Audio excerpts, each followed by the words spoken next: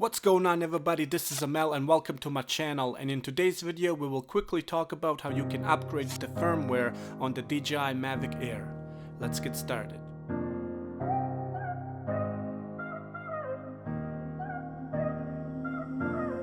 First thing that you would obviously need is a phone that can connect to the internet.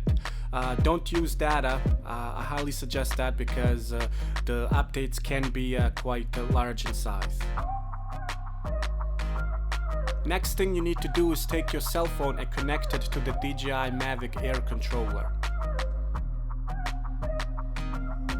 Next, make sure you turn the controller on by pressing once and then pressing in again while holding the power button. Once all the lights have turned on the controller, that indicates that the controller is on. Now we will turn the app on the cell phone. Once you turn it on, make sure you go into Enter Device. Once you have tapped on Enter Device, the next set of screens will let you know how to connect the controller and the DJI MAVIC Air together. If you have had them connected before together, this usually will happen automatically and you don't have to go through the steps.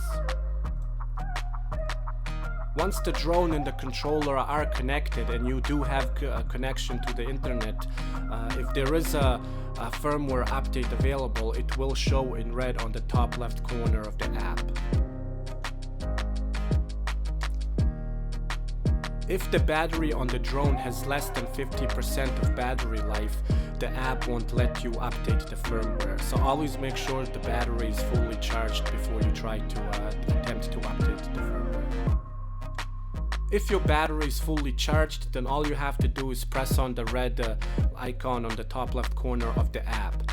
Once you do that, it will give you a brief description of what the update is, and all you have to do is just hit start updating. Once the app has downloaded and updated the firmware, then all you have to do is just tap on complete, and that's everything. If this video was helpful, make sure you hit that like button and please subscribe to the channel for more videos like this.